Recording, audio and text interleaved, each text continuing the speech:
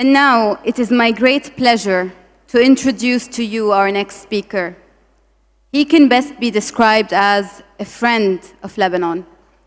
In his relatively short stay in the country, he has managed to nurture friendships across all boards: political, social, young, old, private, public, you name it. His innovative approach to shed the light on domestic workers' rights by switching jobs did not pass unnoticed and created quite a media stir. His love for Lebanon and the Lebanese can be summarized in a letter he wrote recently commemorating Lebanon's 70th independence anniversary. It is entitled, "Dear Lebanon, an Open Letter." On January 2012, he launched an initiative which he called Lebanon 2020. It is a forward-thinking concept and attempts to create a space for dialogue, mainly through social media tools, for thousands of Lebanese, in particular the youth. The objective is to help them interact and share their vision for the future of Lebanon. He keeps on saying, "Lebanon 2020, I'm buying shares in it."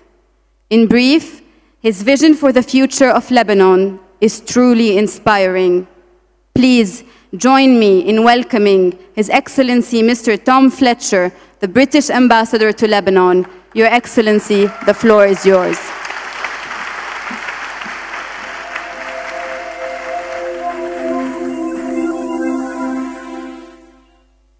Well, good morning, Sabah Khair. I'd like to thank the Governor for bringing us here today. Normally, when I come to this room, it's to watch pop stars and rock stars. But today we have the rock star of international banking.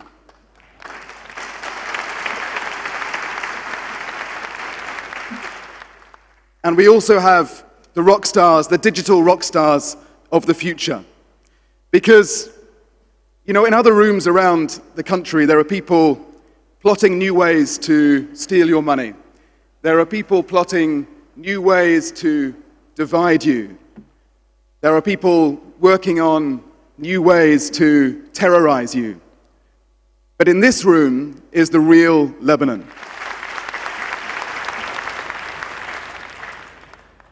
When we talk, as Marianne did, about Lebanon 2020, look around you now. This is Lebanon 2020.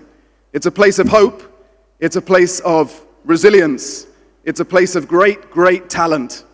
A place of great ingenuity. And it's a place that I believe in.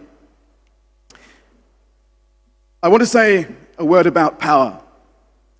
Because one thing that we know here on the stage, one thing that the powerful people in the front rows know, one thing that you all know, is that power is changing incredibly fast. Technological disruption is going to put ideas, businesses, states out of business in our lifetimes.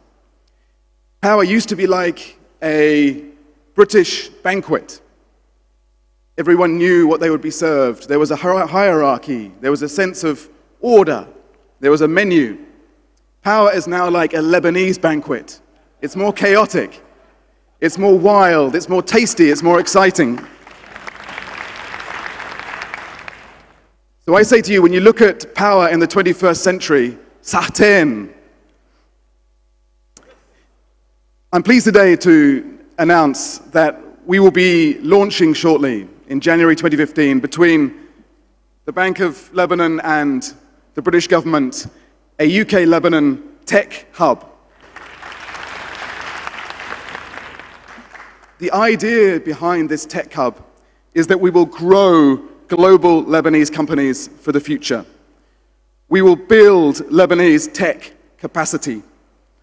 We will take to the world the Governor's Circular 331, and we will put Lebanon and its tech entrepreneurs on the map. And this is exciting. It's exciting because we're creating a new, fresh network in a century that will be run by networks. It's exciting because we are matchmaking innovators. We are speed dating ideas. It's exciting because we're bringing together history's greatest traders. We Brits, we reckon we're the great creators, but the Lebanese are the great networkers. And we're putting together those networks, the creators and the networkers. We are smashing the barriers to Lebanese talent. Maybe one of your startups in this room will be the startup that works on a cure for cancer. Maybe in this room is the next Bill Gates. You know, Michelangelo said, it's better to aim too high and miss it than to aim too low and achieve it. But we're also, through this project, I think unleashing something which is even more exciting and even more revolutionary than either business or innovation or startups. What we're doing is challenging the very structures which are holding back Lebanon's development. We are holding back the obstacles to the liberty of the Lebanese spirit. Now, those obstacles will fight back. We know they will. There will be lots of people who do not want these projects to succeed. But you know, I was in Tripoli recently, and I met the Tripoli Entrepreneurs Club. There they are. And they told me people were coming down to their Entrepreneurs Club and smashing up the Wi-Fi providers. And why were they doing that? Because they wanted to stifle that creativity. They wanted to stifle that ability to work together. So the forces of reaction will fight back against this work.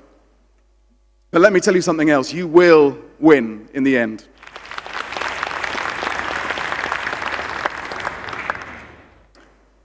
People often ask me in Britain, so why is it that the Lebanese entrepreneurs are so effective? Why is it that, as Marianne said, everywhere you go in the world, there are Lebanese business people running the economy and running the government? And I always say it's because in Lebanon, you train at altitude. You have to work around so many obstacles to get things done that then when you go and work elsewhere, it seems like a walk in the park. Well, I hope that this project, this new initiative, will help to reduce those obstacles to your own talent. People in Lebanon want security, and so we will be with you on the checkpoints and on the borders, working with the army. People in Lebanon want hope, and so we will be with you in the schools, bringing education to the next generation of Lebanese students. But most of all, people in Lebanon want opportunity, and that's why we're here in this room with you today.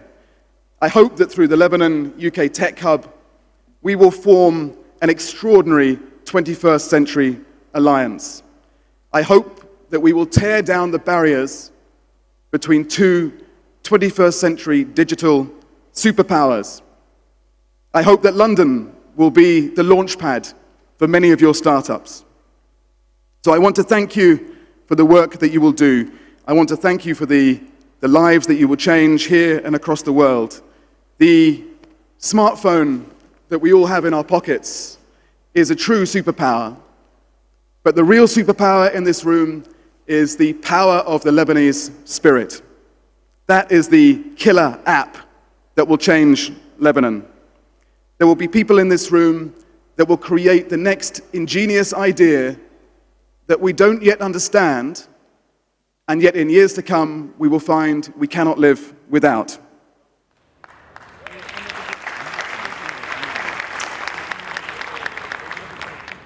So thank you for giving me continued hope in Lebanon 2020. It is great, it is extraordinary, it's exciting and energizing to be in the same room as you. It's extraordinary to be in the same century as you, and it's great to be on the same side. Thank you.